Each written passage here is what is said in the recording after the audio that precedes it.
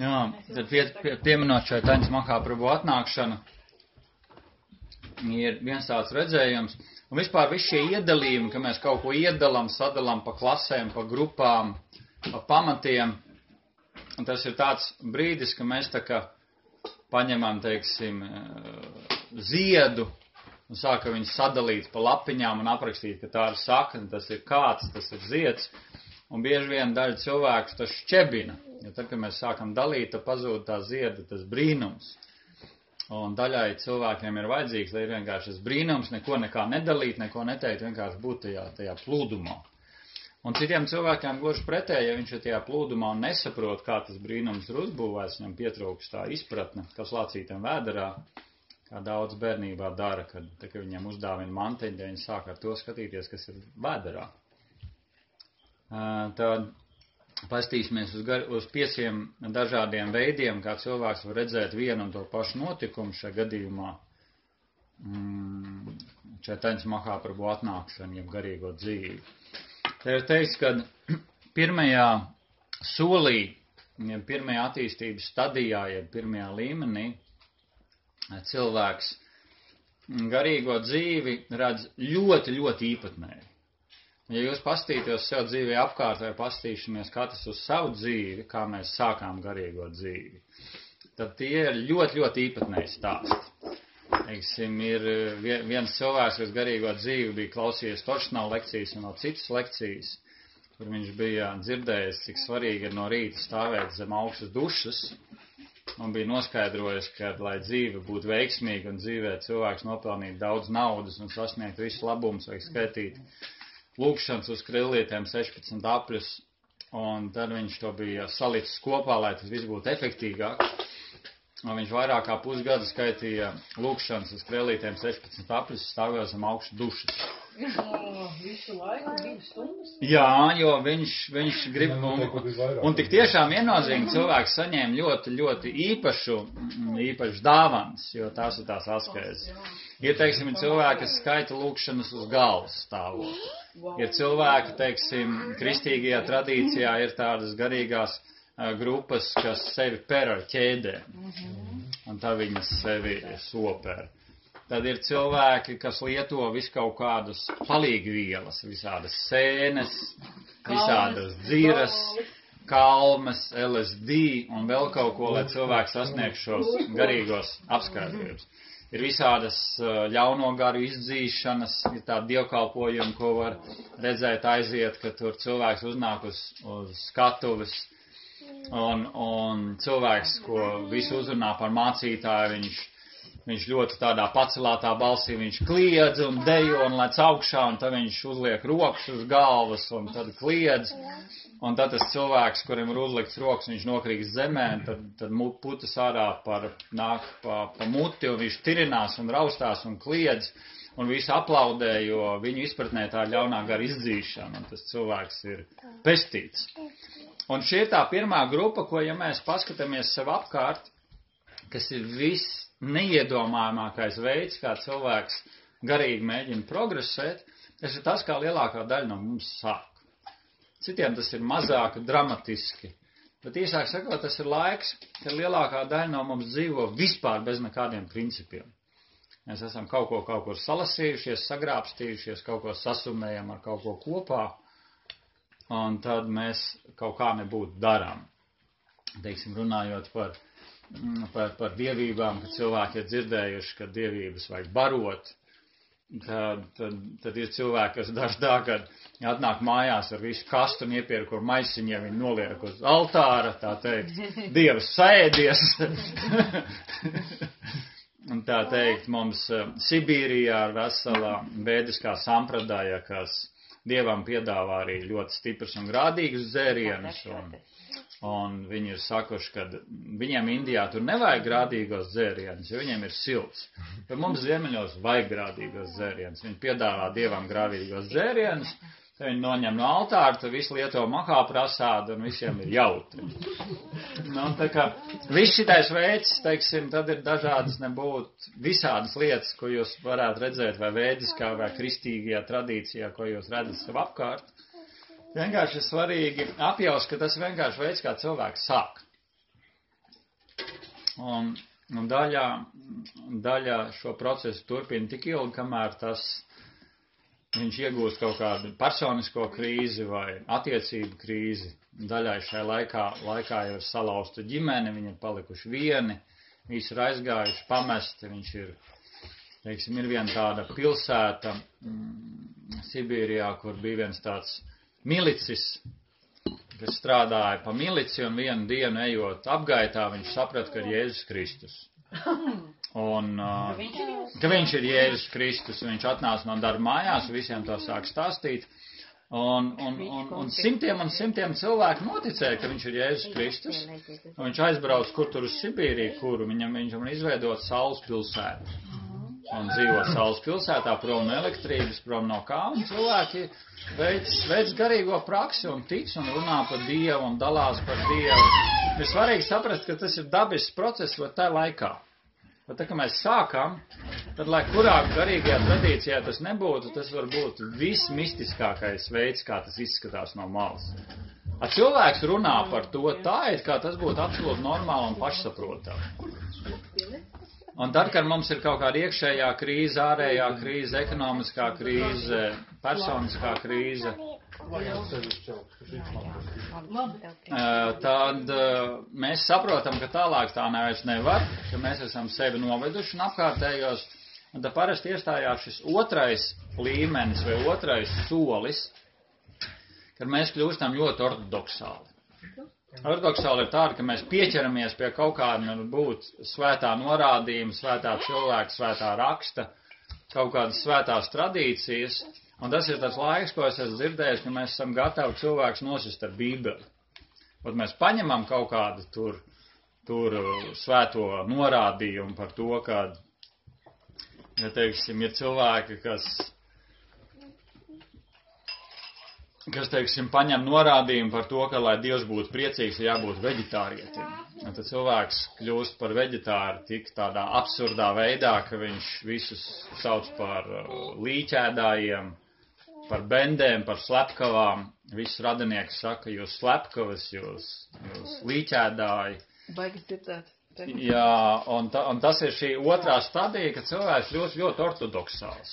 Viņš pieķerās, teiksim, pie kaut kāda būt viena virziena vai vienas tradīcijas, un viņš ir gatavs būt tik ortodoksāls, un šī ortodoksāla noskaņā viņš ir gatavs smagi, emocionāli, fiziski sodīt pats sevi, un uzlikt sev ļoti smagas ciešanas un problēmas, un uzlikt ciešanas apkārtējiem, turoties par kaut kā. Un šajā laikā šis cilvēks, ar šādu cilvēku kļūst ļoti grūti būt kopā, ir sevišķi tuvākiem ģimenes locekļiem. Jo pirmajā attīstības stadijā cilvēks vairāk izpaužās ar visatļautību, un tie ir tie puķu bērnu laiki vai hipiju laiki, kad dari, ko gribi, viss ir labi, galvenais, lai ir labi, galvenais, lai visiem ir labi. Tad šajā otrajā laikā cilvēks kļūst ļoti, ļoti fanātisks, un viņš cilvēkiem dara pāri ar to, ka viņš ir pieķēries pie kaut kā. Un tas ir pilnīgi visur, gan musulmanismā, budismā, vediskajā tradīcijā, kristīgajā tradīcijā. Šāds cilvēks jūs arī varētu būt satikuši. Kas tā teikt, saka, ka Jēzus ir vienīgais ceļš, un ja tu nepieņem Jēzu, tad tu ies uz elli, un ir tāda, teiksim, tāda ļoti fanātiska sekošana. Un arī šis laiks parasti beidzās ar krīzi, ar emocionālu, fizisku krīzi, finansiālu krīzi, salaušanu. Un tad cilvēkam parasti nonāk trešajā etapā, kas cilvēks kļūst skeptisks. Cilvēks kļūst pilnīgi skeptisks, pilnīgi visu. Un tas skeptiskums pat var izpausties tik tālu, ka cilvēks kļūst par pilnīgi ateistu. Cilvēks sev paziņo, ka es esmu ateists, un bieži vien ar šiem cilvēkiem, ka runā, ka viņiem jautā, kāpēc tu esi ateists? Kādēļ tu sev sauc? Viņš saka, es esmu redzējis tik daudz vājprātīgus cilvēkus, kas ticības vārdā, reliģijas vārdā, pārliecības vārdā dara tik vājprātīgas lietas, sevišķi pret tuvākajiem.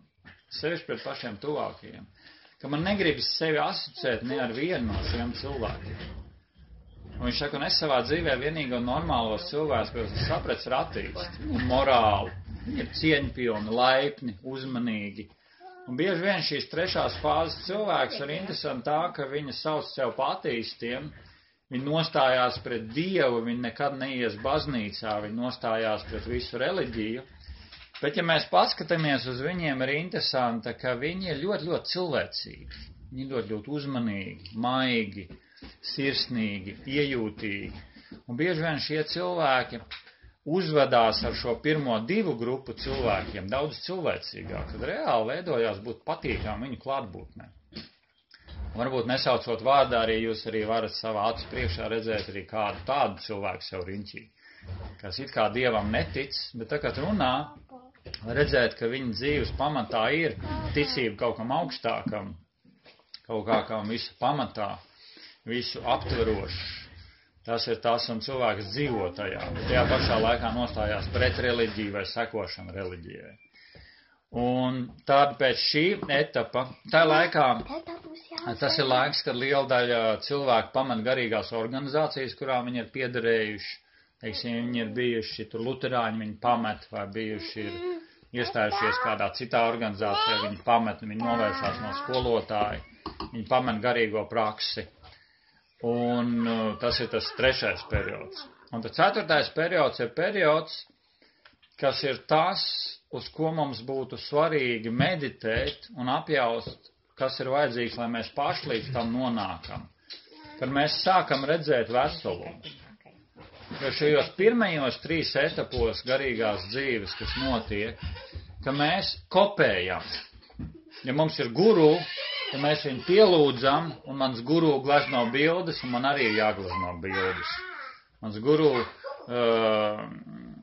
manam guru patīk ēdieni, tātad man ir jāpatīk ēdieniem, jo tās iepriecinās Dievu. Mans guru runā ar šādu akcentu vai runā ar šādus izteicienus, kā teiksim Šrila Prabhupāda. Viņš bieži vien cilvēku sauc par kaķiem un suņiem. Un tad, ja mēs kopējam viņu, tad mēs bieži vien arī lietojam šo, tu esi kaķis, tu esi suns un tā tālāk. Tad tas ir pirmajām 3 daļām, ka viņi kopē. Pirmajā līmenī mēs kopējam visatļautību, 2. līmenī mēs kopējam fanātismu un ortodoksālismu, 3. līmenī mēs kopējam skeptismu. Bet mēs neesam vēl paši. Un 4. līmenī cilvēks, tas ir tas brīdis, ka viņš sāk sajust, ka man ir savas vajadzības, man ir savas robežas, man ir kaut kas, kas man patīk. Un šai brīdī mēs sākam redzēt, ka garīgais skolotājs vai garīgie līderi vai garīgie svētie cilvēki, teiksim, Jēzus Kristus, Buda, Muhameds, ka viņi ir atnesuši, Čaitaņa Mahāprabhu, ka viņi ir atnesuši veidu, kā domā brīvs cilvēks. Kā domā cilvēks, kas spēj pats sevi cienīt un dzīvot tādu dzīvi, kur es esmu brīvs. Jo ir teikts, ka lai mēs varētu būt laimīgi uz to, ko mēs visi tiecamies, uz absolūto laimi, jeb anandu vai jeb svētlaimi, ka tas ir iespējams tikai tad, ja es esmu brīvs. Un brīvs nevis vienkārši es kopēju kādu cilvēku, ko es domāju, ka viņš ir brīvs, bet brīvs tajā, ka es sajūtu, kas man sirdī šeit ir. Un varbūt man ir vēlēšanās gleznot, bet varbūt man vēlēšanās ir kaut ko vienkārši gatavot ēdienu. Vai varbūt man vēlēšanās ir, teiksim,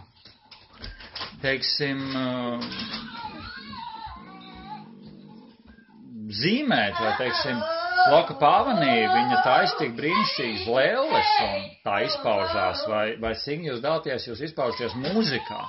Tas ir tas, kas sāk meklēt sevi. Un attiecībās ar citiem cilvēkiem tas ir laiks, kad mēs sākam apzināt savas robežas. Ka man ir kaut kas, kas man ir vajadzīgs, un es vēlos un es dalos par to, un man ir kaut kas, kas man nav vajadzīgs. Jo šo pirmo 3 etapu laikā cilvēkam liekas, ka mīlestība tā ir atteikšanās no robežām. Tajā laikā liekas, ka, ja, teiksim, viņš ir svēts cilvēks un viņam ir pagona svēta cilvēka, tad viss, ko viņš dara, ir svēts, un man viņš savā dzīvē ir jāielaiž pēc iespējas dziļāk. Un tad ir tas laiks, ka tajā dziesmā, kad Omnimus iebrauc mūsu dzīvē, izbraukā visu mūsu dārzu, izbraukā visu mūsu redīšus un aizbrauc nezināmās tālēs. Kāds svēts cilvēks vai svēta organizācija arī ir ienākus manā dzīvē, un manā dzīvē viss ir salausts, viss ir sabrucis, viss ir beidzies. Tas ir raksturīgi šajās trijās fāzēs. Tad 4. fīzē cilvēks sāk savu dzīvi veidot, ka mana dzīve ir nevis iebraucamā sēta, ka katrs var ienākt, bet mana dzīve ir kā durvis. Tad, kad man ir vajadzīgs, es durvis aizveru, un šeit ir mana telpa, kur es daru to, kas man ir svarīgi, būtiski, kas dzīvoja saskaņā ar savām iekšējo pasauli. Un kaut kādā citā brīdī es durvis atāju plašu vaļā, un cilvēks ieaicina iekšā, un es mainu daļas. Kādreiz es durvis pieveru un ielaižu tikai varbūt kādu 1, 2 cilvēkus, kas man ir svarīgi, bet citus iekšā nelaižu. Ka tās ir šīs durvis, kur es apzinos savu robežu. Es apzinos, ka garīgajā praksē man tuvāks ir šis aspekts. Garīgajā praksē man tuvāks ir vienkārši šis virziens. Varbūt tā ir Dieva godināšana, svēto rakstu lasīšana, vai dziedāšana, vai iešana baznīcā rituālu veikšana. Ka es sajūtu, ka man kaut kas personīgi ir svarīgs. Un šajā laikā mēs sākam ar apkārtējiem cilvēkiem dalīties šajā īpaši nozīmīgā, kas mums ir. Kā krievis saka, gavriķabs saka ar viennim. Ir mums kaut kāda pārdzīvojama garīgā pieredze tāda, ko mēs nesam tā vienkārši no skatuves gatavi dalīties. Tad ir kaut kāds 1, 2, 3 cilvēki, kuriem mēs varam padalīties savā kaut kādā meditācijā, atklāsmē, piedzīvotajā, kaut kādā vīzijā, kas mums ir bijis, ka mēs esam sajutuši Dievu pieskārienu mūsu dzīvē. Un ka mēs sākam robežu izjust veselīgi, un šai brīdī, kad mēs dzimstam kā persona, kas nevis cenšas ārēji sev pakārtot garīgumam, kas saucās ar to, ka mēs domājam, ka būt garīgam, tā runāt, tā ģērbties, tā izskatīties, tā uzvesties. Ka mēs garīgumu redzam kā tādu kā fizisku nodarbi. Bet mēs redzam garīgumu ar jautājumu nevis ko darīt, bet kā darīt. Kādā apziņā es daru to. Un ja mans skolotājs tajā apziņā, ka es ļauju savam iekšējam garīgumam nākt ārā un būt kā veltījam Dievam glezno, tad varbūt es šajā pašā apziņā varu kopt puķes, pļaut mauriņu, krāsot sienas, gatavot ēst. Šajā apziņā, ka es esmu brīvs cilvēks, es cienu sevi, es apzinos sevi un savas robežas, es cienu apkārtējos, cienu viņu robežas un meklēju. Un tas, kas ir teicis, ka tajos pirmajos 3 līmeņos vai attīstības fāzēs cilvēks garīgo dzīvi, jeb partneru attiecības, jeb mīlestību redz kā tādu dzīvošanu koju kopējā istabā. Vsjo naša, viss kopējs. Ja tu mani mīli, tad tu atdod visu man līdz pēdējam. Tev nav savu privāto kurpju, tev nav savas privātās drēbes, tev nav savas privātās pilspāles, viss ir kopīgs. Un tu atnākot mājās, tev nemazākā priekšstat, ko tu atradīsi, jo to var lietot jebkurš. Tad 4. pakāpē mēs sākam, tas ir tavs, un tā ir tava istaba ar tavām durvīm, un tā ir tava atbildība, tava dzīve, tavs redzējums. Šis ir mans, tā ir mana privātā istaba ar manām durvīm. Un šeit pa vidu starp mums ir koptelpa, viesistaba. Telpa, kur mēs sājam kopā, tad, kad mēs vēlamies būt kopā, tad, kad mēs vēlamies kaut ko dalīties, un šīs lietas mums ir kopējas. Šis ir kopējais, bet tas ir mans un tas ir tavs. Un veselīga persona ir tā, kas spēj par tām lietām dalīt, runāt un izpaust robežas. Tas ir tas, kas man ir pieņemam, un tas ir tas, kas man nav pieņemam.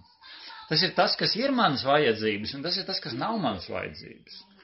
Šajās pirmajās 3 fāzēs cilvēks bieži vien sāk ar vārdiem, ja viņam gribas ēst, tad viņš vērsās pie otras cilvēks, meloni ēdīs, Jāni, meloni gribi?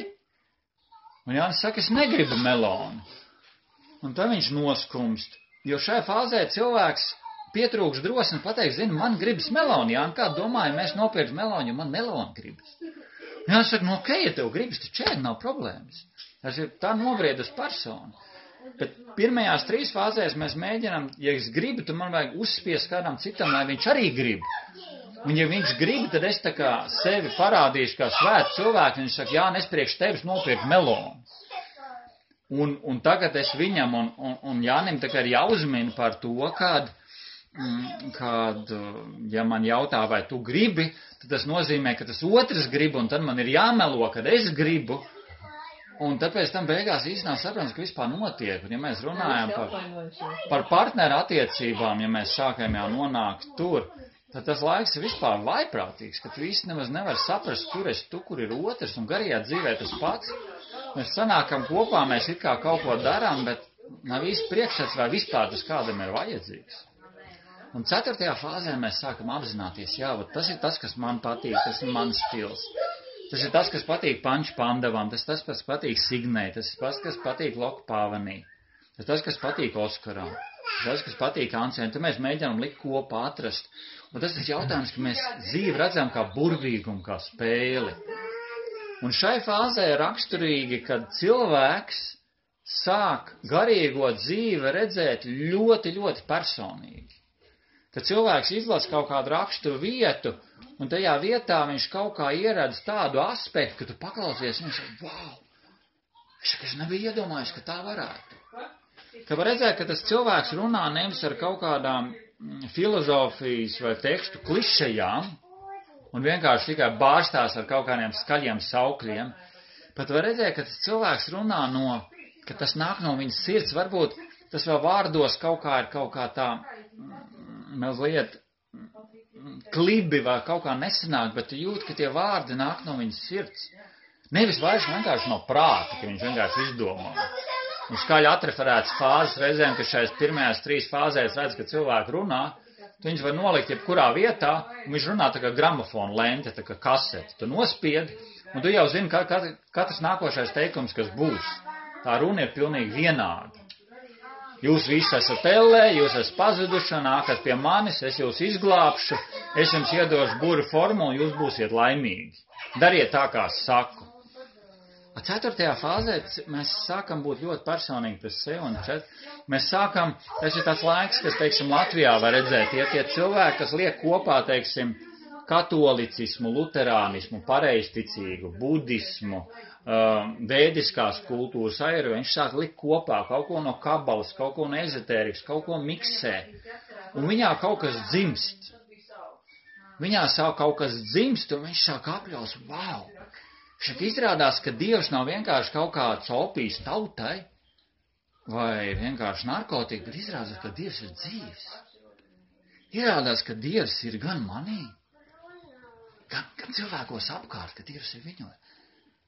Un viņš sāk iet, viņš ieiet kristīgajā dievnamā, viņš saka, jā, viņš sajūt, ka Dievs šeit ir, vibrācijas sajūt. Es kādreiz jūtas iet, un vienkārši vibrācija ir tāda, ka Dievs šeit ir klātesošs. Mēs ieejam kādu ticīgi, garīgi cilvēku mājā un jūtam, jā, šeit ir. Mēs ieejam mežā vai jūras krastā un saka, wow, ir klātesošs. Un tad noslēdzošīs 4 grupas ir tas 5. līmenis, uz ko mēs izaugam, ka mums iestājās veselums. To reizēm svešvalodā sauc par integrālo domāšanu, jeb iekļaujošo domājošanu, jeb aptverošo domāšanu, ka mums skaidri iezīmējās mans individuālais ceļš. Ka es tai garīgai praksē nevis sekoju pirmajos 3 līmeņos tādēļ, ka citi tā dara, vai 4. līmenī tādēļ, ka es meklēju, kurš man īsti der. Bet tajā 5. attīstības stadijā iestājās, ka es sajūtu, ka es jūtu, ka šī lūgšana man strādā. Šis rituāls man strādā. Šī garīgā grupa man strādā. Šī garīgā tradīcija, šis mācītājs, šis guru, šī dieva izpausme man strādā. Un šai 5. tradīcijā cilvēks ar patiesi spēj cienīt jebkurus citus lietas. Tas ir tas, ka mums beidzās kaut kādu garīgo un reliģisko konfliktu, kaut kādu dogmu veidoti nesaskaņas. Ka mēs spējam cienīt un ieraudzīt Dievu, teiksim, savā partnerī. Un mēs sākam redzēt, ka man Dievs ir iedevis brīnišķīgi cilvēku, kas dzīvo blakus savos bērnos. Jo pirmajos 3 līmeņos mēs redzam, ka vienīgais svētais cilvēks es un mans elks, un mēs 2 esam svēti, un visi pārējie ir varmākas, ļaundari, slepkavas, līķēdāji, nelieši, sātani, ateisti, mēs redzam nepareizie. Un tad es negribu sasmērēties, neskaties man klāt, pazūdi no manas dzīves. Nepiedražo man māju, tava kāja manā mājā nespērs roku, tikai neies pār pa manu slieku. Tas ir tas, ka mēs nesām visādas amuletus un vēl bez kaut ko apkaramies.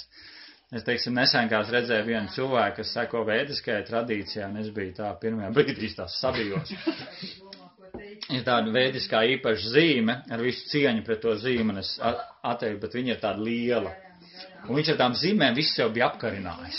No visām pusēm skaties, viņam visur karājās tās zīmes. Un ir vienkārši pilnīgi skaidrs, ko viņš dara, un vienkārši šāds. Un tajā 4. līmenī mēs kļūstam par personību, mēs nobraucam 5. līmenī, mēs tikai zieds atveramies. Mēs ieraugam, katra dzīvā būtne, katrs cilvēks ir kaut kas īpašs. Viņš ir būtisks, un mēs, ja mūsu partnerim ir pietiekusi pateicība un pazemība un lēnprātība izvilkt līdz tam, ka mēs izaugam līdz 4. un 5. līmenim, tad mēs ieraugam, ka viņš ir īsts zelts, īsts Dieva dāvana mums blakām. Saka, wow, tāds cilvēks mums ir blakām.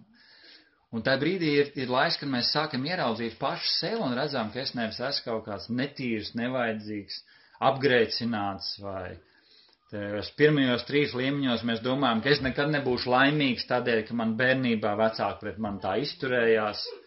Tādēļ, ka es neesmu bērnībā saņēmis mīlestību, es nekad dzīvē nevarēšu mīlēt, jo man mīlestība dzīvē pietrūka. Un es tā saprotu, ka man, principā ir jānomirst, lai man būtu cerība.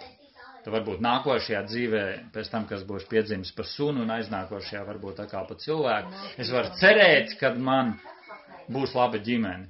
4. līmenī cilvēks redz, ka viņš kā pēle, tas viss, kas viņa dzīvē ir bijis, viss viņa bērnības, viņa sāpes, viņa pārdzīvojumi, viņa garīgās dzīves, šie pirmie 3 etapi, ka viņš ir nometies fanātismā. Tajā fanātismā mēs pametam iekšējo garīgo tradīciju, kur mēs esam bijuši un pasakam, ka tie visi ir nepareizi un pievēršamies jaunajai. Tad mēs jaunajā mēģinam sev atrast, tad mēs viļamies, tad mēs pametam to un tad mēs mēģinam atgriezties iepriekšējā mums saka, ka tu jau esi kritis tādēļ, ka tu no mums aizgāji un šeit tev nav vieta un mēs atrodam sev pa vidu, kad tajā jaunajā es esmu vīlies, vecie man vairs nepieņem, tie ir tie pirmie 3 līmeņi. 4. 5. mēs spējam to visu iekļaut. Mēs spējam mīlēt savu iepriekšējo garīgo tradīciju par visu to, kas bijis un izlīdzamies ar viņiem. Spējam atgriezties šais rituālos, šai dievkalpojumā, šai baznīcā un justies, ka Dievs tur ir klātsošs. Spējam būt arī viesoties šajās mūsu interesantajās garīgajās tradīcijās, kur mēs nodevāmies fanātismā, un sākam redzēt, ka nav tā, ka visi tur ir nelieši un fanātiķi, ka arī tur ir ļoti spēcīgas garīgas personības. Un sevi realizējuši garīgas personības un sākam redzēt, ka uz patiesus svētiem cilvēkiem arī viss turās. Vienkārši reizēm ap tiem svētiem cilvēkiem savācās apkārt fanātiķi, kas to svēto cilvēku uztais par kaut kādu klaunu. Un reizēm ap to svēto cilvēku savācās tik tiešām reāli svēti cilvēki, kas viņu paceļ un izdod, mēs redzam kā pērli. Un tas ir tas, kur tālāk lēnām pārējot šai 2. jautājumā par Čaitaiņas Mahāprabhu atnākšanu, jeb Dieva atnākšanu uz zemes, kad katrā no šiem 5 līmeņiem mēs to redzam savādāk. Ja mēs, teiksim, atnākam uz kaut kādu vietu ar draugiem, varbūt kādu lekciju kā šī, un mums kāds saka, kad rīt ir tā diena, kad piedzims Dievs, cilvēki izskatā uz zemes un atnesīs šī laika reliģiju. Tad 1. līmenī, ja tā ir mūsu tradīcija, tad mēs sakam, jā, brīnišķīgi. Ja tā nav mūsu tradīcija, mēs varam uzstīt, ka tas viss ir idiotiski, tas viss ir stulbums. Nu, kā viens teica no garīgās tradīcijas, visu cieni viņam, viņš teica, tikai Krišnīt varēja līdz tam aizdomāties, ka Dievs pats atnāk uz zemes. Viņš saka, kas Dievam te ir pazudis? Viņš saka, te ir svalka, te ir miskasta. Viņš saka, Dievs tur augšā dzīvo, viņš saka, ko te viņš miskastē darīs? Viņš saka, tikai Krišnīt var iedomāties, ka Dievs sabiedriskajā toaletē atnāks, un viņš te ir kaut kas pazudis. Un tas ir tas pirmais līmenis, ka mēs vienkārši vāj prāts. Un ja otrajā līmenī cilvēkam saka, ka viņš ir atnācis, tas fanātisms ir, ja tas atkal ir manā tradīcijā, tad es esmu gatavs ar zobenu nogalināt visus, ka netic, ka šis ir Dievs. Un es tagad ar zomabu nogalināšu visus, sadedzināšu sārtās, pakāršu, es uzspridzināšu, es nogalināšu, ja tu netici, ka šis ir Dievs. Un savukārt, ja tu tici, ka Dievs, es tev iecelšu tronī tik ilgi, kamēr tu nošķaudīsies un izdarīsi kaut ko ne tā, kā fanātisms prasa, un tad, ja tu izdarīsi kaut ko ne tā, tas arī tevi nogalināšu. Jo šīs visas sanātiskās tradīcijas ir nogalina gan neticīgos, gan arī savus ticības brāļus, ja viņi vienkārši izdara kaut ko ne tik labi, kā gribētos.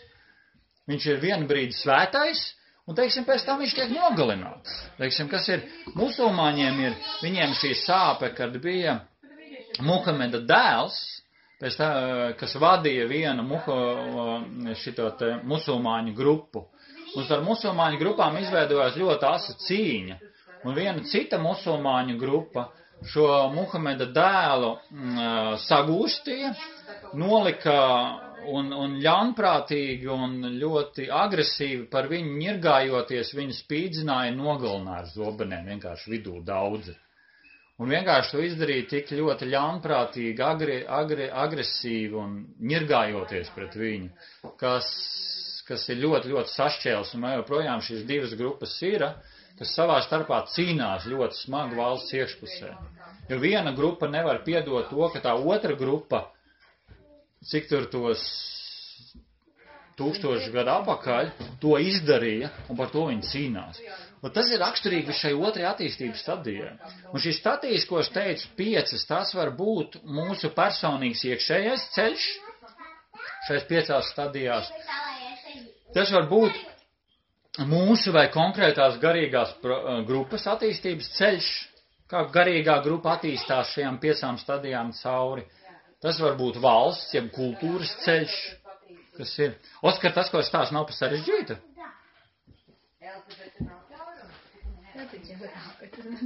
Man nav viedokļa. Ne, bet nav pa sarežģīti, vienkārši tik daudz, lai vienkārši nav pa sarežģīti. Un ja kaut kas ir, ko jūs nevarat uztvert, jūs droši sakat. Jā, es ceļu rokas un saku, es gribētu pajautāt. Nu, un šajā 3. tradīcijā mēs sakam, ka Dievs ir atnācis uz zemes, tad tas ir šis skeptiskums. Viņš saka, es nedomāju.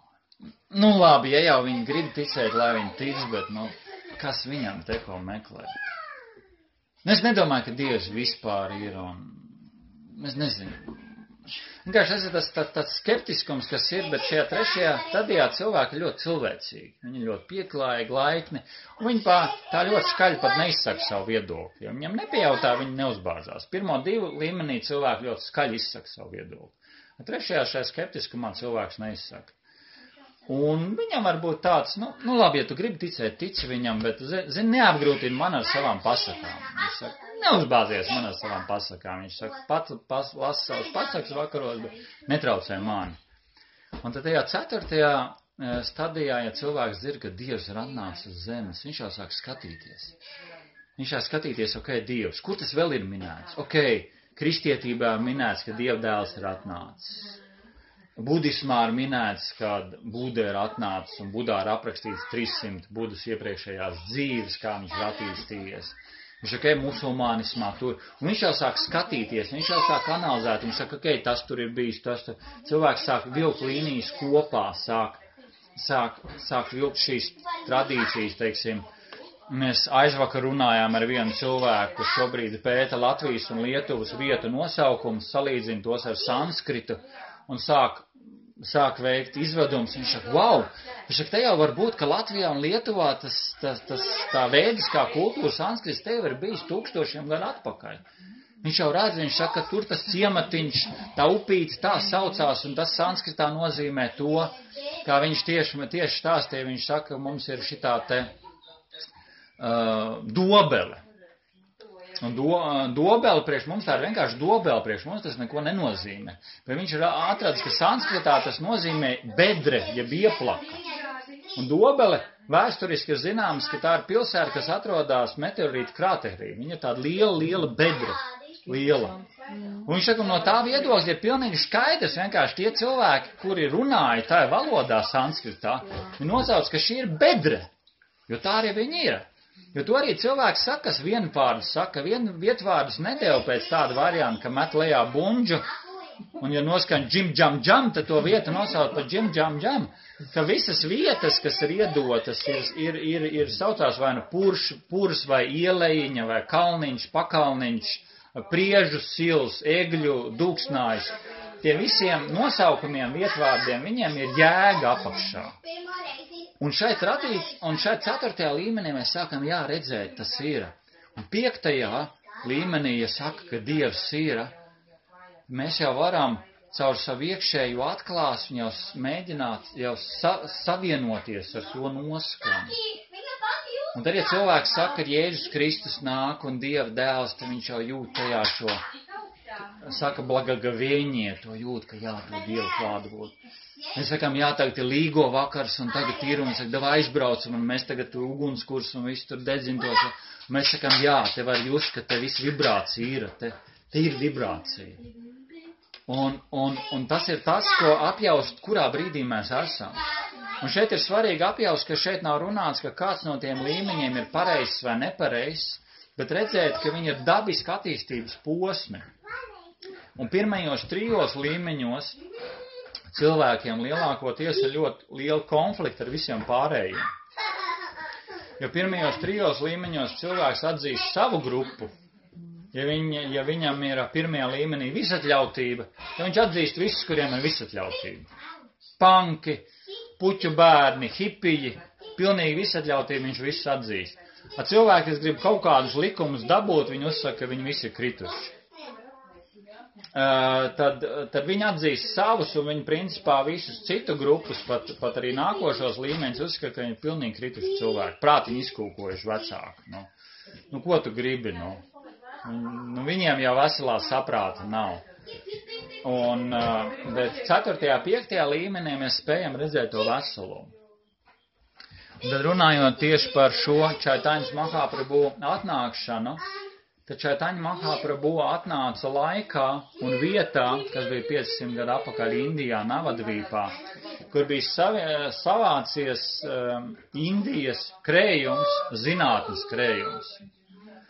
Un tas bija tas zinātnes krējums, ka lielākā daļa bija šajā 2. līmenī, kas bija ļoti fundamentāli,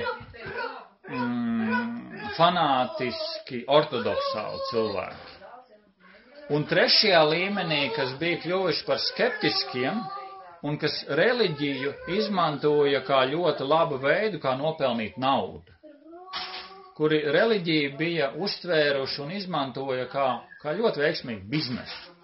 Un arī tagad var redzēt, saka, ka ja tu gribi būt tur maziņš miljonārs, tad tev vajag vienkārši uztaisīt kādu rūpnīcu vidējais miljonārs, tad tev vajag tur sākt tirgot alkoholu un cigaretes, ja lielāks miljonārs, tad tev vajag tirgot narkotikas. Un ir teicis, ja tu gribi būt visbagātākais cilvēks, tev vajag uztaisīt savu reliģiju. Tas tik tiešām tā ir, var redzēt pasaulē, ka tie cilvēki ir uztaisījuši ļoti īpatnējas reliģijas, viņiem ir zelta podi, viss ir zeltā, un viņiem tā situācija tik tiešām nauda nākā par reni, jo viņi cilvēkiem izstāsta, ka vajag. Un tā bija Navadvīpa. Tā bija tā vieta, kur Dievs atnāca uz zemi, kur bija ļoti fundamentāli, ortodoksāli cilvēki un tie, kas reliģiju uztaisījuši par vienkārši biznesu. Visi viņi bija zinātnieki. Viņi staigā ļoti augstos pagonos un titulos un vēl un viens otram klanījās. Bet cilvēks saprot šais līmeņos, ja tu gribi veidot savu lietu, tev nevajag kasīties citiem. Un Dievs jūtot, kad mēs vienkārši mūsu tā kopējais ceļš iet mežā, iet purvā, ir teiks, ka Dievs atkal un atkal nāk uz zemes tajā brīdī, kad reliģija, jeb garīgā dzīve ir nogājusi no ceļa. Viņš nāk, vai nu viņš sūta savu dēlu, vai savus skolotājus, savus pārstāvis, to visu novest atpakaļ uz ceļa, atjaunot, nostabilizēt. Bet ja viņš redz, ka ir vienkārši tik traki, kad neviens no maniem pārstāvjiem vairs galā ar to netiks, tad viņš saprot, ka šoreiz man būs jāiet pašam. Arī tā kā ģimenē dara, ja teiksim, ir tētis un mamma un daudz bērni, ja tur ir kādi mazākie bērni plēšās, tad viņš aizsūt kādu lielāko bērnu. Viņš tikai tiec galā. Kad viņš redzēja, ka tas plēšiņš vai tā problēma ir tik liela, tad viņš tā teikt noliek traukšu pie malas, nomazgā rokas, un viņš saka, tagad man būs pašam jāiet. Un tas ir laiks, kad Dievs saprot, ka man ir jānāk pašam. Un šī Gaura Purnima, tas ir tas laiks, kad bija pilnmēnesis, un tieši tajā laikā, kad Čaitaņa Mahaprabhu atnāca uz zemes, bija pilnmēnesis aptumsums. Indijā visi šie ortodoksālie un fanātiskie cilvēki saprata, ka tas ir viss smagākais laiks un kā to var pārdzīvot, ir visi bez apstājas taisīt 24 stundas reliģiskos rituālus. Un tā laikā cilvēki zināja, ka viens no spēcīgākajiem rituāliem ir Dievu svēto vārdu atkārtošana. Dažādās tradīcijās, dažādi svētie vārdi, dziedāja Dievu svētos vārdus, lai Dievam lūgtos viņa žēlastību par šo grūto laiku. Un tas ir tas laiks, kad tieši Čaitaņa Mahaprabhu atnāca un atnesa mums tieši šo tradīciju, kas ir teiks, ka šai laikā ir visspēcīgākā Dievu svēto vārdu daudzināšana. Un ja mēs redzam pilnīgi visās tradīcijās, gan kristietībā, musulmānismā, budismā, hinduismā, ir visdažādākās mantras, kas sevī ietver dziedāšanu par Dievu īpašībām, par Dievu vārdiem, par Dievu noskaņu. Tas ir šis veids, kā mēs Dievu daudzinām. Un tas ir Čaitaņas Mahaprabhu šī ārējā iemesls atjaunot garīgo ceļu, lai mēs nonākam apakaļ uz ceļa un atnes šo Dievu vārdu svēto daudzināšanu. Tā kā tā pasaule bija tik smagi, jau nogājis no ceļa, viņš saprata, ka man ir jānāk pašam. Un caur to viņš mēģināja ar savu personisko piemēru parādīt, jo iepriekšējos laikos Dievs bieži nāca pats, kad visi zināja, ka viņš ir Dievs. Viņš izpauda savas dievišķās spēles, dievišķās īpašības, dievišķo izskatu, ka jebkurš cilvēks to varēja redzēt. Tad šā laikā viņš saprata, ka, ja es atnākšu kā Dievs, tad visi cilvēki par mani smiesies, jo tagad nāks arvien vairāk un vairāk nāks cilvēki, kas sev paziņos par Dievu. Teiksim, Indijā tur uz katru otrā krustojuma var atrast kādu Dievu, kas ir Dievs, un visi viņu godina kā Dievu, un viņš ģerbjās kā Dievs, runā kā Dievs. Un tas nav nekas īpašs. Un tad Dievs apzinājās, ka viņš var nākt uz zemi kā Dieva kalps. Un Čaitaņa Mahaprabhu, tas ir Dievs, kas ir atnācis uz zemi, spēlējot vai uzņemoties lomu kā Dieva kalps un parādīt mums, kā mēs Dievu varam godināt, ko viņš visu savu dzīvi parāda.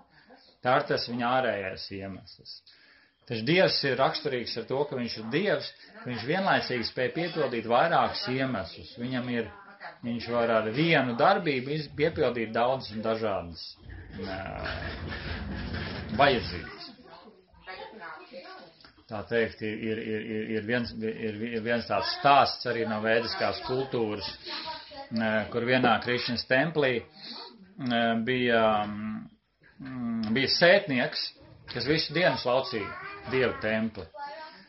Un tas templis bija tik populārs, kad cauri dienu visu laiku stāvēja rinda un cilvēki nāca pie Dieva visu laiku lūgties. Palīdz man nopelnīt naudu, palīdz man nolikt eksāmenes, palīdz man apprecēties, palīdz man izšķirties, palīdz man aizbraukt, palīdz man atbraukt. Tāds izpildāmo darbu saraksts, ko mēs visu laiku Dievam. Un tas sētnieks visu laiku slaukot Dieva templi, viņš tik ļoti attīrījās, ka viņš jau sāk runāties ar Dievu. Viņš redzēja, ka tur stāv nevis vienkārši statuja, kas ir no metāla vai koka vai akmens, bet viņš redzēja, ka reāli tur stāv Dievs, un viņš ir dzīvs, viņš elpo, viņš runā.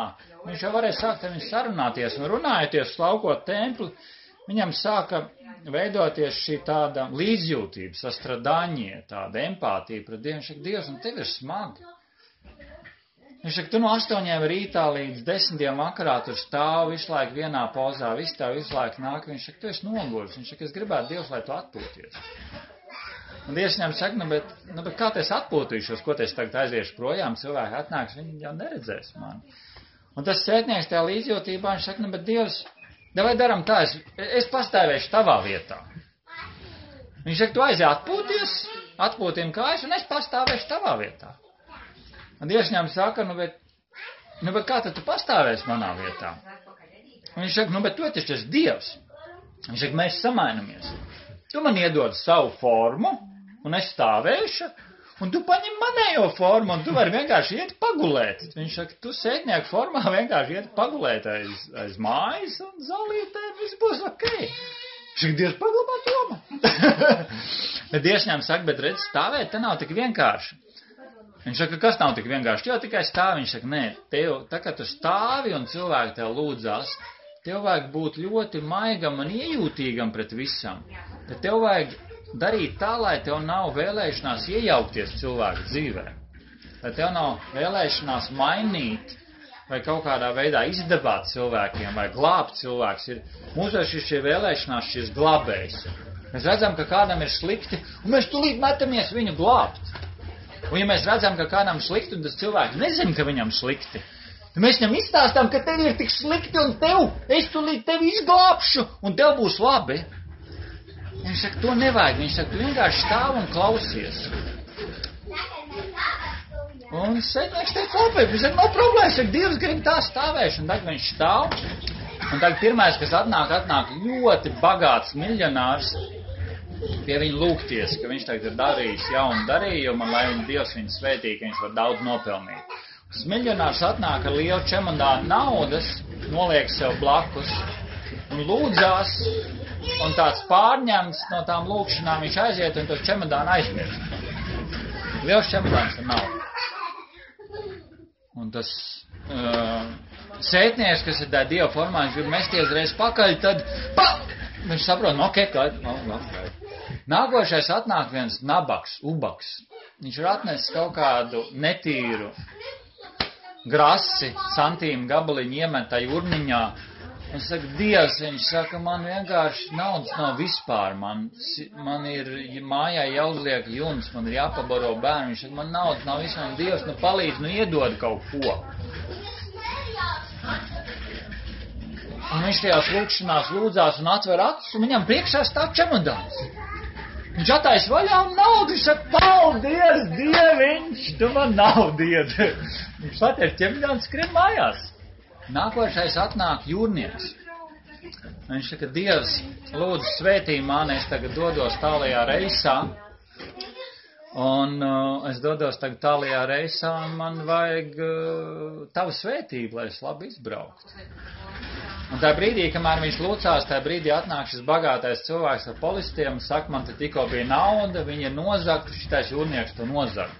Tie policisti to jūrnieku saķer un liek cietumā. Un tā brīdī tad tas sētnieks vairs nevar izturēt, viņš tagad metās tajā iekšā, viņš saka, tā nav taisnība, es redzēju, nenozaga tas jūrnieks, bet nozaga tas ubaks. Un viņš tagad skatās, kurš runā? Un viņš saka, apraujās, kurš runā?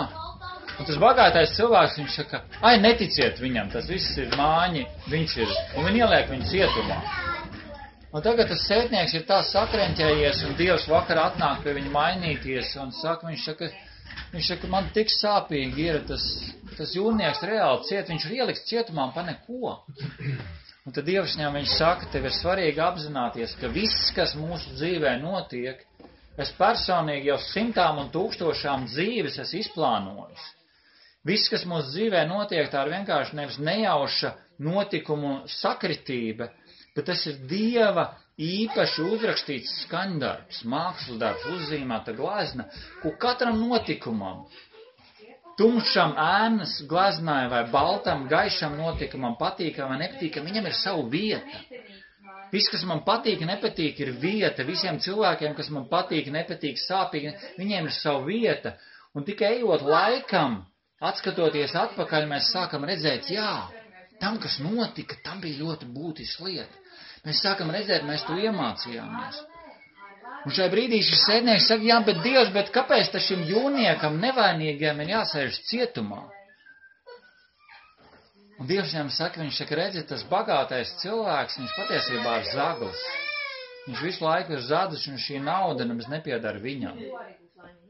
Un šis nabadzīgais cilvēks, viņš 100 dzīvi ir mani rūpējies par mani, un šī ir viņa godīgi nopelnīta nauda, un es viņam viņu iedevu caur šo bagāto cilvēku. Viņš saka, bet kāpēc tad tam jūrniekam ir jācēs? Viņš saka, redz, tas kuģis, kas šovakar jau ir, kas šovakar izbrauks no ostas, viņš pēc nedēļas viņš nogrims. Un šis jūrnieks, kas man ir ļoti tuvs, viņš pasēdēs 2-3 dienas cietumā un viņu atlaidīs, jo nav jau nekādu pierādījumu. Un viņu izlaidīs ārā, bet tas jūrnieks paliks dzīvs. Viņš saka, es gribēju to jūrnieku izglābt, un cietums vai ciešanas vai grūtības ir veids, kāds viņam varēja izglābt, viņam kaut ko iemācīt. Un tas ir tas, ka Čaitaņa Mahāprabhu atnākot kā Dievs, viņš piepilda ļoti daudz aspektus. Un šie divi ir šis ārējais, ka viņš parāda šo veidu, kā kalpot, kā iepriecināt Dievu, lai kurā tradīcijā mēs esam. Teiksim, kristiešiem tagad, ja esat dzirdējuši, viņiem ir šie Dievu slavēšanas rituāli, Dievu godināšanas rituāli. Kad cilvēks sanāk kopā un runā par Dievu, dzied par Dievu, dzied dziesmas par Dievu. Teiksim, viņiem viena tāda dziesma, es arī kādu laiku kuldīgās, viņiem, nevis kuldīgā, bet saldū staigājām, man ļoti patīk ar viņiem kopā. To mēģināšu atcerēties. Vairāk kā naksargi ilgojas rītā, gaida uz tevi mana dvēsele Dievs. Vairāk kā naksargi ilgojas rītā, gaida uz tevi mana dvēsele Dievs. Gaida uz tevi, gaida uz tevi, gaida uz tevi mana dvēsele Dievs. Vienkārši vārdi ir nolikti uz sienas ar šo projektoru, 4-6 rindiņas, un cilvēki dzied 15-20 minūtes, to un ieiet tādā ekstāzē. Es arī, kad dziedu uz viņiem, ir super. Un vienkārši tas ir manā dzimtajā valodās runāju par Dievu. Un vai priekš manis Dievs ir gariem matiem, zilām acīm, un es viņu saucu par Jēzu. Vai priekš manis Dievs ir brūnās drēbēs, un es viņu saucu par Budu, un viņš sēž pie koka. Vai priekš manis Dievs ir zelta krāsā, kā izkausēts zelts Gauranga Mahāprabhu, ka tas Gauranga, tas nozīmē zelta krāsā izkausēts zelts. Vai priekš manis ir tāds Dievs? Vai priekš manis Dievs ir puisis, kuram ir āda tumšā krāsā, un kurš spēlē flautu? Tas viss ir tas mans personiskais. Bet mēs kopā runājam par Dievu, un šajos Dievu slavēšanas rituālos tur tādas vibrācijas ceļās augšā. Tās pārdzīvojums. Es skatos, cilvēkiem birst asaras, viņi reāli, viņi piedzīvo Dievu klātbūtni. Un musulmaņiem ir Dievu slavēšanas dziesmas, hinduistiem ir, kad cilvēki nāk un dzied. Ka tā ir tradīcija, ko atnes. Un tas ir šis ārējais iemesls. Un iekšējais iemesls ir tāds, kas aprakstās caur to, ka bija tāda viena diena, kad Krišna, viņš dzīvoja Vrindāvanā, un mājā viņam bija lielas kolonas, akmens kolonas. Jūs esat redzējuši, ka dārgakmeni nopulē, viņš ir līdzīgs spogulim. Vispār pirmie spoguļi, kas bija pulēti akmeni. Teiksim, tie bija 1000 gadu atpakaļ spogulis, tas bija ļoti labi nopulēta akmens plāksne. Tad jau vēlāk, teiksim, kad situācija attīstījās un metāla apstrādā attīstījās, par spoguļiem sāk izmantot pulētu metālu. Pulēts metāls bija, tas bija spogulis, kurā mēs skatījāmies. Un tad vēl vēlāk attīstījāmies, spogulis jau bija pulēts stikls, kuram aizmugurē bija nolikts metāls. Pēc tam aiz stikla bija uzlikta sudrabs plānā kārtiņā. Un tad tālāk mēs esam nonākuši līdz tam spogulim, ko mēs redzam. Un tagad Krišna, viņš vienu dienu rāpo un pa to istabu un paceļ acis un ieraug savu acu priekšā ļoti brīnišķīgu personu. Ar tādām lielām melnām cirtām, ar tādu pāva spalvu. Viss izzīmēts, izdekorēts ar tādām rotas lietām. Viņš jau skatās, kas tu esi? Tu esi tik brīnišķīgs, tik skaists, un es gan mūžā neko tādu neesmu redzējis. Viņš saka, es gribu redzēt, kas tas ir. Vēlāk aprakstās, ka Dievs ir kopā ar Radharanī savu mīļoto draudzeni, tur Radharanī viņu tā mīl.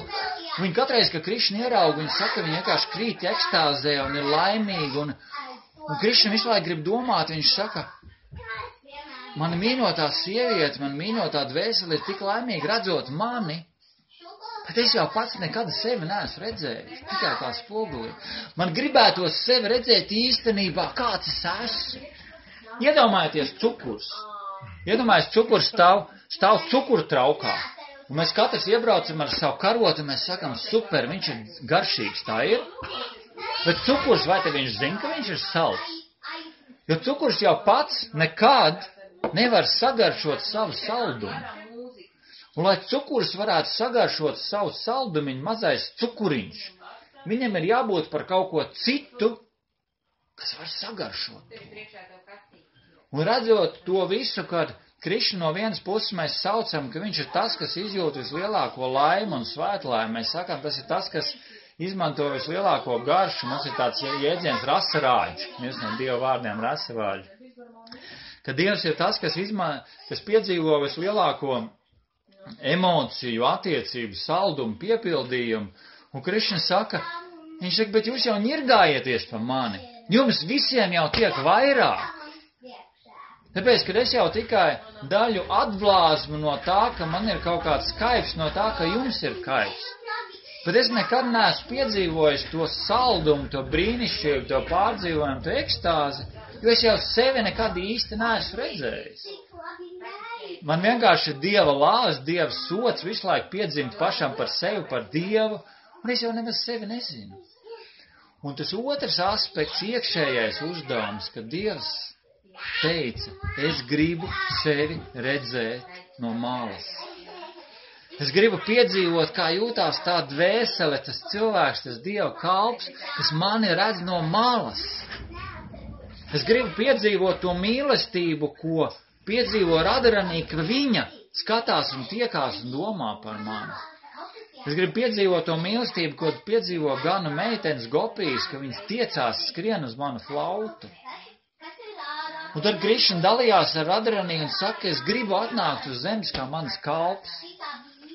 Un Radharanī viņa tā paņēma, pieskāva pie sevis un ielika viņu galvu klēpī un glaudīja. Viņš saka, nu, gribēt jau tu vari, mans dārgais, mans zaķīt. Viņš saka, bet tu esi pa vāju. Viņš saka, tu esi pa vāju. Viņš saka, kāds ir pa vāju? Es taču esmu Dievs. Viņš saka, Dievs, tad tu esi, bet tas tāpatās kā starp vīrieti un sievieti. Mums reizēm vīriešiem liekas, ka mums ir ļoti stipri. Vīrieši visiem liekas, es esmu vīrišķīgs, kurš mājās ir saimnieks. Bet no otras puses, ja vīriešiem būtu jādzemdē, tad ir teiks, ka pasauli izmirst 25 gados.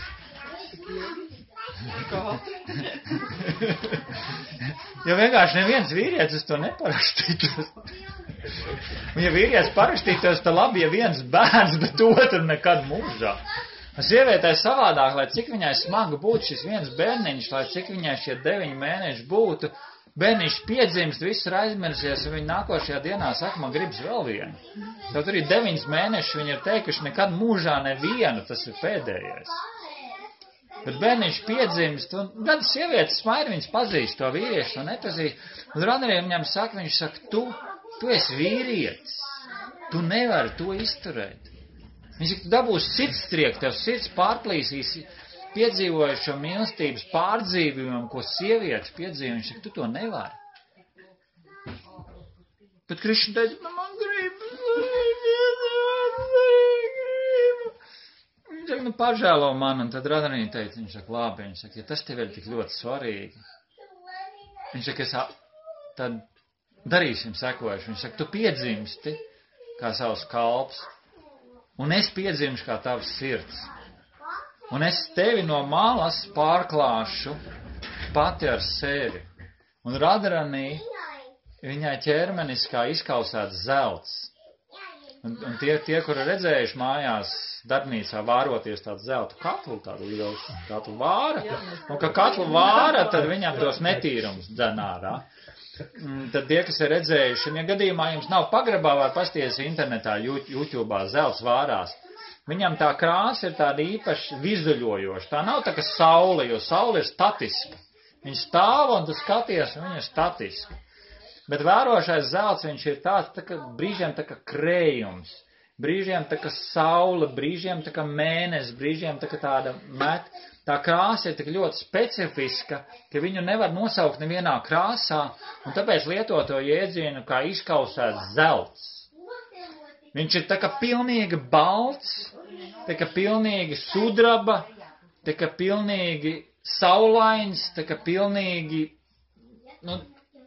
tas ir tas, ko vienīgi var aprakstīt tā krāsa, ir, kā mēs sakam.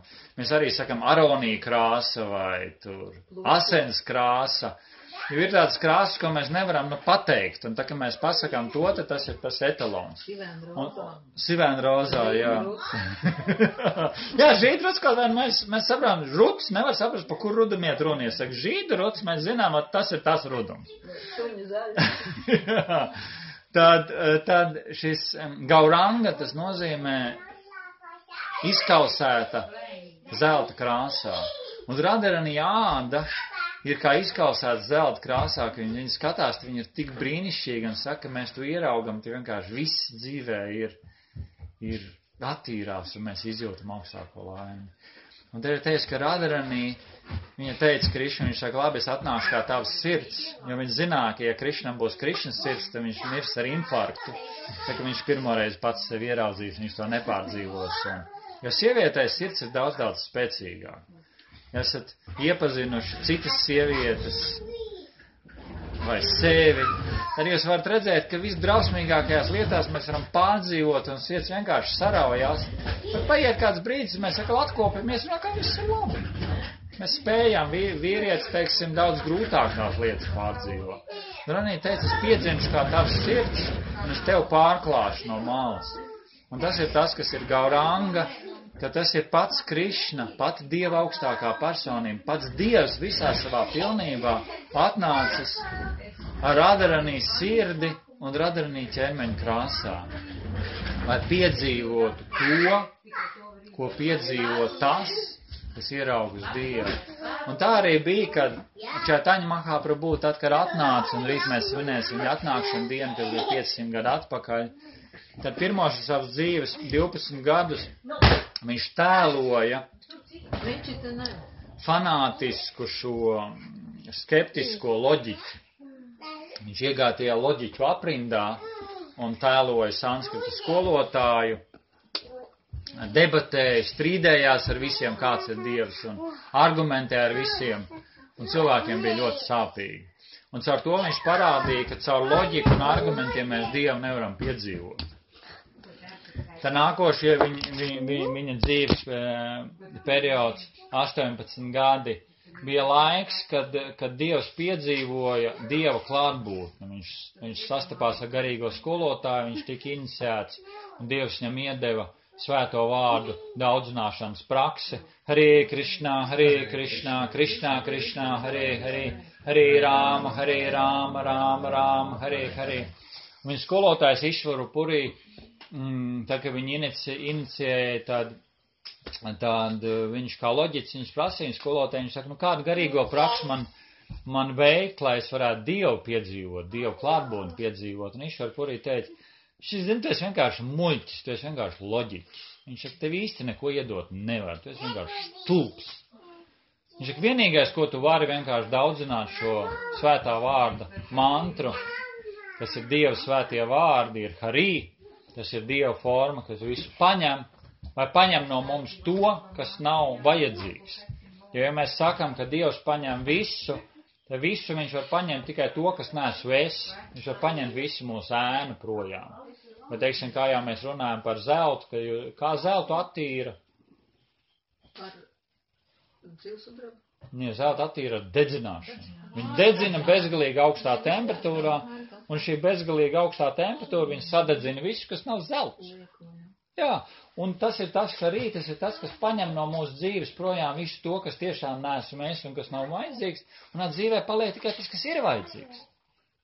Tas, kas nav, tas vienkārši aiziet. Un nevis aiziet tādēļ, kad es viņu negribu vai gribu, es vienkārši ļauju Dievam tā aiziet. Un Krišna tas ir tas, kas ir šis Dieva vīrišķais aspekts. Jeb Dievā, kā arī mēs redzam dažādās tradīcijās, ka Dievā ir sievišķais un vīrišķais aspekts. Dzenbudismu tradīcijās, jeb šajās te Āzijas tradīcijās mums ir iņjaņ, Dieva vīrišķais, sievišķais aspekts. Kristietībā mums ir Dievs tēvs un Dieva māte. Tas ir, un ja mēs varam redzēt tie cilvēki, kas ir izvēlējušies kristīgās tradīcijas, kur godina Dieva māti, viņam vairāk attīstās šī sievišķīgā noskaņa, šī pieņemšana, šī ietveršana. Un tie, kas vairāk godina tīri šo vīrišķo aspektu Jēzu, viņam vairāk attīstās tāds skarbums, stingrums un ir sevišķi pirmajās 3 stadijās. Tā kā 4. 5. stadijā te jau cilvēkā iestājās šis veselums, un Dievs sevi ierauga veselumā.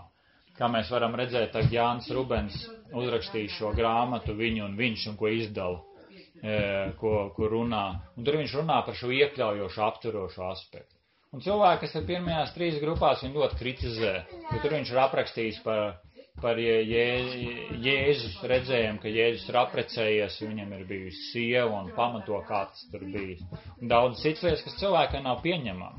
Tad viņš runā par šo Dieva apturošo un iekļaujošo noskaņu. Un šajā veidā, kad Dievs viņu piedzīvo. Un noslēdzot šo noskaņu, atceroties Dieva atnākšana, ir tas, ka, ja mēs jūtam, ka jā, tas tik tiešām ir Dievs, un es viņu gribu ielaist es atvainojos, pazaudēju domu, kad 2. stadijā viņam iedēvu šo mahā mantru, kas ir Harī, kas visu paņem, Krišņa, kas ir dievišķais aspekts, un Rāma, jeb Radharani, sievišķais aspekts. Daudz no šos 3 vārdus Harē, Krišna, Rāma, Čaitaņa Mahāprabhu piedzīvoja Dievu klātbūtni, un viņš parādīja caur to, un tad viņš atvērās sevīm un daudzina un sludināja pa pasauli un saviem tuvākiem šo Mahāmantras daudzināšanu, ar ko var piedzīvot. Un 3. savu dzīves fāzē, kas bija, viņš ļāva sev pats atvērties tik pilnīgi savās attiecībās ar Dievu, ka viņš vienkārši dzīvoja Džaganat Purī, un pats veltīja sev Dievam, un viņš jau principā vairs nebija gatavs būt sabiedrībā. Viņam blakus bija tikai paši tuvākie cilvēki, kas var to bija, jo ja mēs tā iedomājamies, mums grūti to var saprast, reizēm tā viņa mīlestība, tiekšanās, vēlēšanās uz Dievu satikt, Dievu redzēt, pie Dieva tiekties tik ļoti pārņēma. Kad viņš saka, Dievs, kur tu esi, kāpēc tu esi pametis, kāpēc tu arī tā arī par mani neesi apžēlojies. Un viņš izmisumā, ka viņš nemīl Dievu, ka viņš Dievu ir noliedzis Krišnu, viņš vienkārši aizgāja un iemeties okeānā un vienkārši noslīka, un neviens viņu vairs nevarēja atrast. Tad zvejnieks vilka laukā tīklus, un viņš izvilka laukā tādu lielu 2-metrīgu zivi, un viņu bija pārsteigts, kas ir, un visu darīja, un tad vienreiz bija tā lieta, ka naktī viņš pamodās augšā, viņš saka, Dievs, kur tu esi, kāpēc tu esi man pametis, viņš sāk Dievu meklēt, un viņš dzīvoja tādā nelielā istabiņā, kaut kur pusotras reiz 2 metri, tāda neliela istabiņa, Gambīra, kas ir Džaganat Purī, ar tādām rupjām sienām. Un viņš tik meklēja Dievu, viņš Dievs, kur tu esi, un viņš vienkārši berzējoties un meklējot Dievu, viņš tik ļoti berzējās gar šīm sienām, ka viņš vienkārši noplēsa sev visu ādu. Viņš vienkārši, tur bija vienkārši cilvēks bez ādas, vienkārši berzējoties un meklējot. Viņš mēģināja iziet cauri sienai un meklēt, kur viņš ir. Un šie pēdējie 12 gadi, kas bija viņa dzīves, bija tik ļoti pārņemti un jo tās bija emocijas, ko viņš izrunāja, ko reāli cilvēks nevar izdarīt. Bet viņš pats reāli piedzīvoja, tas ir. Un tālāk jau atgriežoties no šīs inkarnācijas pats Dievs, viņš atgriezās ar šo pieredzi, kā tas ir, kad es esmu tik salds un kā tas ir, ko jūtu pārējie. Un izdzīvoju šo piedzīvoto sajūtu Dievu klātbūtni. Un tas ir tas, ko mēs tagad svinam. Un cilvēki, kas ir pirmajās trijās attīstības līmeņos, viņi var uzskatīt, ka tas, mūsējais piedzīve, viņi var uzskatīt, ka tas ir viss stulbums un idiotis un smieties par to. Trešajā stadijā cilvēki var būt vienkārši skeptiski. Viņš saka, pasaka, lai jau. Ja jau viņiem patīk, nekas jau slikts nav, kad cilvēki tic, ka Dievs spēlē flautu. Kāpēc gan ne? Un tajā 4., 5. attīstības līmenī cilvēks saka, viņš saka, tur ir kaut kas. Un to arī var redzēt, kad jebkurā tradīcijā, ir cilvēks, viņš saskarās ar patiesu garīgumu, ka viņš to garīgumu sajūt pilnīgi visās garīgajās tradīcijās. Ja cilvēkam nav garīgā pieredze, tad viņš nejūt šo garīgumu ne manā tradīcijā vai savā tradīcijā, ne arī citās. Viņš var ārēji tēlot rituālus, un tāpēc mēs latviešu valodā izdalām 2 vārdus. Ir reliģisks cilvēks, kas sako reliģiskiem rituāliem, un ir garīgs cilvēks, kas ir piedzīvojis svētā gara klātbūtni. Un tīri noslēdzot šo dalīšanos par Dieva atnākšanu, mēs šodien runājām par to, kad ir 5 attīstības līmeņi, kuram mēs visi ejam cauri kā personība, un šajos līmeņos mēs varam iziet cauri vienas dzīves laikā, brīžiem mēs varam pacelties uz augšu un kaut kad atkal nokrist, un kaut kad atkal celt, tas var būt zigzagā, tas var būt lēnāk. Šiem līmeņiem mēs varam iziet, varbūt ļoti ātri cauri, un ļoti dabiski, bez lielām ciešanām. Mēs varam kādā līmenī ļoti iestrēgt. Un iestrēgt varbūt uz vienu vai vairākām dzīvēm mēs varam kādā līmenī. Un tad, ja mēs izejam, cauri līdz kaut kādām, 4. līmenim, tad varbūt nākošajā dzīvē mēs varam ļoti ātri iziet līdz 4. līmenim. Un, jau bērnībā varbūt jūs esat redzējis kādu mazu bērnu, 3-gadīgi, 4-gadīgi, kas ir tas, ko mēs saucam par vecām dvēselēm. Esat redzējuši? Viņā ir tāds garīgs briedums, tāds dziļums, ka bērns jau šajos pašā sākumā viņš jau iznāk jau šim līmenim ātri un tad tālāk attīstīt. Tas, ko mēs runājām. Un kad katrā no šīm stadijām cilvēks vienu un to pašu stāstu, kā mēs redzam, viņš redz savādāk. Tad mēs runājām par šo taņas makāpru ārējiem un iekšējiem iemesliem. Ārēju iemeslu mēs runājam par to, ka viņš atnes garīgo praksi, kas ir atbilstoši šim laikam, un veidu, kā godināt Dievu, un iekšējais iemesls, ka viņš gribēja pats piedzīvot šo, ko tas nozīmē būt vissaldākajam. Un viņš piedzima par to, viņš piedzima pats Dievs par to, kas nav Dievs, lai piedzīvot par to, cik viņš ir salds.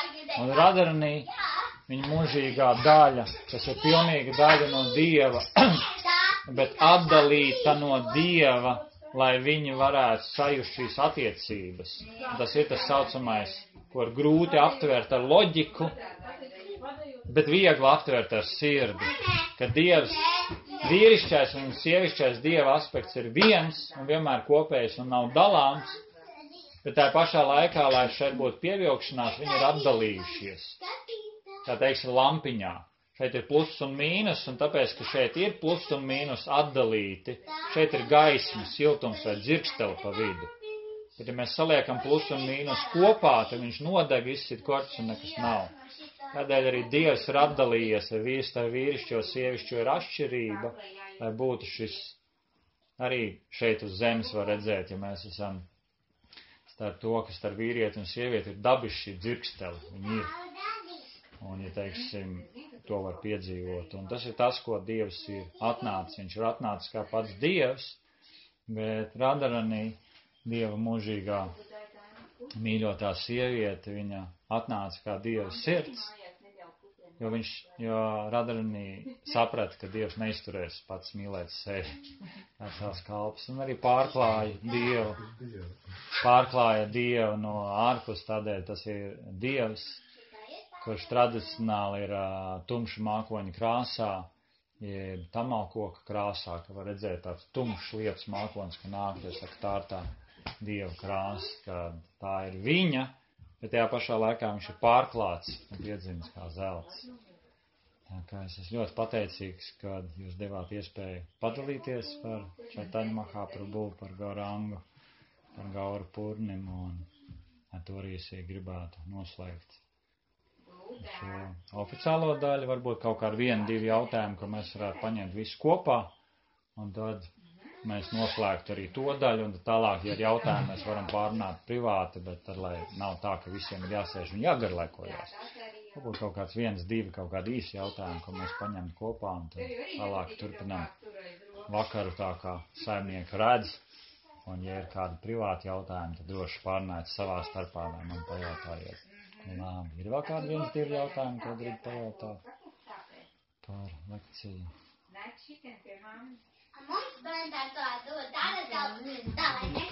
Man ir tā daudz jautājumu, kas ir tagad satrausīgi, bet tie varbūt nav šajā kontekstā, varbūt ar lekciju tieši. To šeit varam būt, kā mēs atrunājam. Jā, labi.